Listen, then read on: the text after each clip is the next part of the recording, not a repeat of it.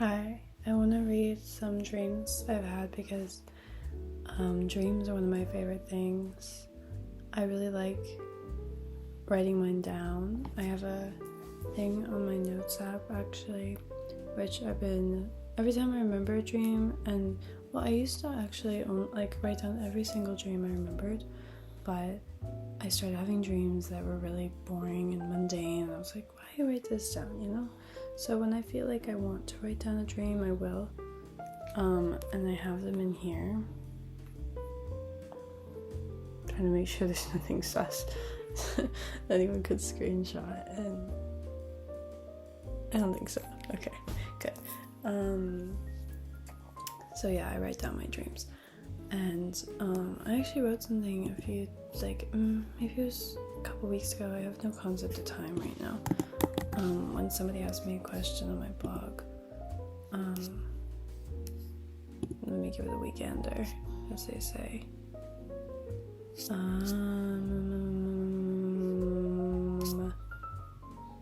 I don't know, I've developed a fucking vocal tick because I've been watching Girls, and Adam does these noises, and for some reason they're really sticky in my brain, and I've realized I've started to make really annoying noises, and it's not a fun vocal tick, because what the hell, I just need to stop that. So sorry if you hear me make annoying noises. I just pick up everything from when I watch shows. Okay, somebody asked, I'm gonna make a video as well. I don't know if it'll come out before this or after this, of me reading the things people ask me on my blog, but this is something somebody asked me. She said, Chani B, she said, "Hi Miss Gabriella, from a girl who loves reading your blog to a girl who writes said blog, never stop being so cool and awesome and cool. If I may ask, what are your 3 favorite things in the world that give you inspiration to create such delightfully beautiful, sweet art?" Okay, I'm only gonna read the first one, which is dreams, because this is a video about dreams, but if you're interested, number 1, I have a blog where I actually answered that. Hello Chadney B, you're so lovely. Thank you, seriously. My 3 favorite things in the world. That is very tricky. If we're discussing it solely in relation to what inspires my art, I'd say this. Number 1, dreams. Dreams fuel most of what I create. I've been consistently logging my dreams for about a year, and most ideas of mine stem from them, that and phrases that pop into my mind. Memories, they're all linked to dreams and memories and wishes. I wish for something to occur, so I think about it, my brain takes that and gives me a strange dream. I take the dream and I turn it into something else. I feel guilt. It seeps into dreamland, and I get a magically shameful dream that then inspires art. I think dreams just add in a poetic loveliness and remove all the nuance. They're very straightforward and yet wildly convoluted. I love it. I hope it don't sound too pretentious. They're just one of my big passions. And I wrote 2 other things, but this has nothing to do with those. So, sorry, I use photo booth because my video camera gives me bad memories right now. So, I was gonna read from my journal because I write down my dreams sometimes in here, but I realized the dreams I write down in here are the ones I don't ever want anybody to read. So instead, I'm gonna go to my notes and read from my computer. So that's why I will look a bit cross-eyed in this video. I don't know how many I'll read. I might just go in order and see which ones I want to. I don't know. I just feel like talking. March 8th, 2024. Had a dream. Me and Tegan were on a crime spree where we were killing people who were morally wrong in our eyes. We stopped midway through killing someone to go to the bathroom because we were staying in a motel, and ours was broken, so we went down the street to a grocery store, and I was so scared the man behind the counter would hurt me, so Tegan came inside with me. The store is massive, and the owner tried to set me up with her son. Midway through peeing, there's a knock at the door. That, this policeman do. And he's like, "Gabriella?" And I'm like, "Yes." He says, "You're under arrest for the murder of whoever and however many men we killed." And then went to arrest Tegan too. I'm like, "Can I finish peeing first?" He says, "Fine, but be quick." I text Mia, that's my best friend, "Call Tegan's lawyer." And Mia was in on this all. She was like, I suppose, the intelligence of the operation. And she texted me back, no, no, no, no. And the cop burst in and cuffs Tegan, and I wake up and I'm so thankful to be free. I don't know why I was stuttering in that. But, yeah, that was the first dream I wrote down, like when I started to do it consistently. And I don't exactly know what prompted that dream, but I do have my biggest theory is that I was writing a short story at the time, which you can actually read because it's my only published short story. Actually, I had another one published, but for some reason the magazine took it down, which is really sad, but now it's my only published one. It's called The Devil Drives a Cadillac, and I guess I'll link it in the description, but I was writing that at the time, and so I guess my brain was really invested in like murder and stuff and kidnapping. So that's my theory. Additionally, I have a very big fear of going to prison. Don't know why. I haven't done anything illegal, but you know, I have this horrible fear that I'll be arrested wrongfully and then go to prison for the rest of my life. So that's that. That's my theory on why I had that dream.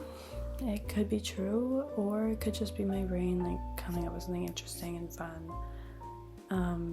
Yeah, and maybe because I miss Tegan a lot actually. I miss Tegan all the time.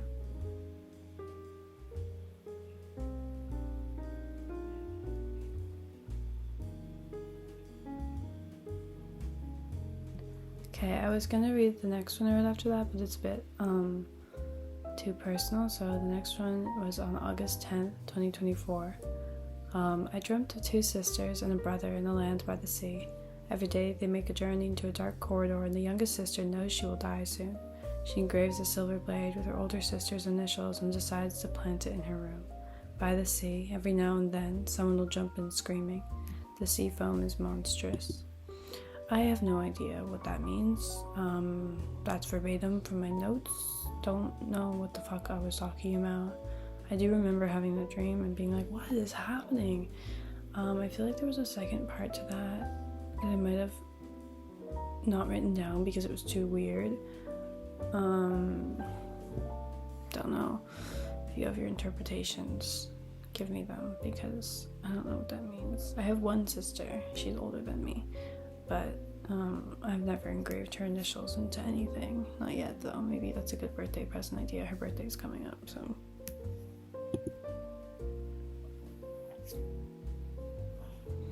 Okay, on August 11th, 2024, I dreamt this. Big movie theater. It rained outside. I was with my whole family. We went for free to the back room, which led to a theater showing Wild at Heart, starring Nicolas Cage and Laura Dern. It was about to show the mother throwing up, so I took my headphones out and fled into another room. In there, I listened to Dark Paradise by Lana Del Rey. I went into another room and it was showing Rebel One. My sister came by and said, "The movie is starting now." I could hear vomiting in the background. My dad held a face cream out to me and said, "This is chapstick. I brought chapstick." I told him it wasn't chapstick, but he tried to put it on his lips, so I got angry and left. We had to leave. It was still raining, so they took us back inside. They made us go to a room to be assessed. My sister went first. The man at the desk ate biscuits with chocolate chips, and he apologized about his uncle and if he was in a bad mood. His uncle wasn't present. My sister asked me to dial a cab company. I found a card for one and dialed. That one's a little easier for me to interpret because I have a meophobia, so it's very easy to see. Whenever I dream about vomit, I'm like, oh, it's because I think about vomit all the time. I'm editing and it's pouring rain, if you can probably hear that because it's a bit loud. But when I was searching for the definition of meophobia to put here, I found out that Joan Baez and James Dean, sorry, the rain is distracting me, also have a meophobia, which is really cool to know because, I don't know, it makes me feel a bit less alone. It's like, oh, these people with so much power, and damn, it was not raining this hard like 30 seconds ago. It's just cool. It's cool to know that it's not a weird like one-off thing, because I've never met somebody who experiences it in the way I do, so. And I'm not sure if they experienced it in the way I do, but yeah, it's cool. Duh. So that's very easy for me to interpret. And Wild at Heart, first time I saw it, I was very traumatized by the scene. Actually, no, you know what? I knew someone was going to throw up going in, so I locked in and I was like, I'm going to be fine. I was not fine. I never am fine, but I'm trying to teach myself to be a normal person, just be the normal amount of frightened of vomit, which I don't think normal people are frightened of vomit, even in the slightest. Grossed out, yes, but frightened, no. But it's easier said than done because I feel that people don't exactly, respect phobias because everyone is so like, oh, phobia, but phobias really consume your brain in a way that's like really, really distressing. Like, at least for me, there's not a day that has ever gone by where I've not thought about vomit. And when I try to explain that to people, they act like I'm insane, and I'm like, I'm not insane. I just have, oh, my dog is dreaming. I just have something in my brain that's not a good way to phrase that. I just have a phobia, and if anyone has a phobia, you will understand what I'm talking about because it really does control you, especially this one, because oftentimes it can be linked to agoraphobia, which luckily mine is not, because I try very hard to control it, and I guess this dream manifested from that. But I don't know what the chapstick part was about. Maybe I felt like my dad wasn't listening to me. Maybe I was out of chapstick. I don't know. I don't remember what I was up to on August 11th, 2024. Okay, well, this one's a little sad. I don't know. I guess I was thinking about Amy Winehouse. It's July 23rd as I record this, which is the day of her death, 14 years ago. So rest in peace to Amy Winehouse. You're my favorite. You can see she is. Let me clear my notifications. She is my background on my phone. I love her. And then even if you switch backgrounds, oh, guess what you can switch it to? Another picture of Amy Winehouse. Yeah, so I guess I was thinking about her on August 17th, 2024, because I wrote, in line for an Amy Winehouse concert, and suddenly she is stripped in front of us to her underwear. I actually remember that dream very well. I told my best friend about it as soon as I woke up, and she just sent me a little frowny face, and I was like, there's not much more else you can add to that, so. Let's see. Ooh, this one is weird. I remember, I think I fell asleep with both my windows open, and it was raining, and I was listening to Angelo Badalamenti, and I think that's where this dream came from, but I'll read it. On August 30th, 2024. Girl from Instagram. Okay, sorry. I tripped myself out. I put parentheses S because the girl's name started with an S, but I didn't want to be creepy and write down her name because I don't know her. Is that parasociality? I don't know. Anyway, a girl from Instagram slept over and we smoked on my rooftop and cleaned the ashes with our feet. A man appeared and he looked troubled and distant and said he wanted to break into somebody's garage and steal their driver's licenses and if I might be able to help him. He said he'd pay me to call him on the phone and he'd pay $5 for every minute we spoke. I told her, like the girl from Instagram, and we went to the phone every day. I got paranoid.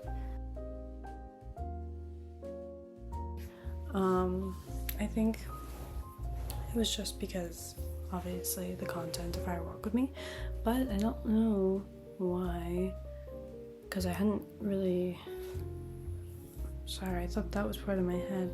I think it was the music maybe I was listening to made me think about that. I don't know, but it definitely didn't come from a personal experience. It was definitely like,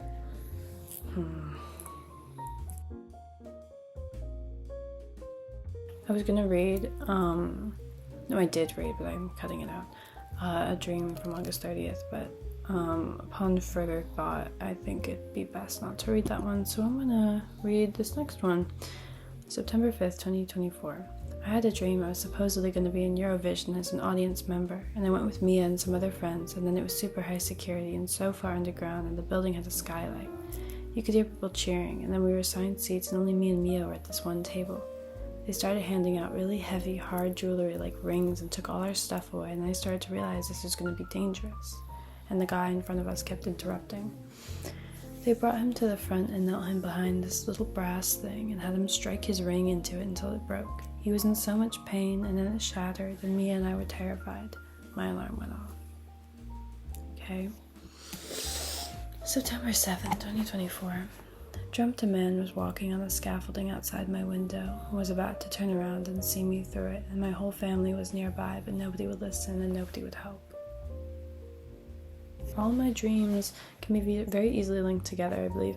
Like, they all have something to do with one another, most of them. At least the ones that involve vomit, so just some food for thought. Though I'm not really analyzing my dreams in this video, I'm just kind of reading them. But if anyone has analyses, you're welcome to share it, or your own dreams. Except if you want to share your dreams, I would really like it if you would go onto my website, type in my little frankengirl.com, and submit. And I have a thing that's a dream submit thing, and if you do, one person has, hello, I think your name is Amir. If you do, I do give my best analysis of them because I find it really fun. So yeah, in case you feel like sharing your dreams, which you don't have to. Anyway, I'm gonna read one more.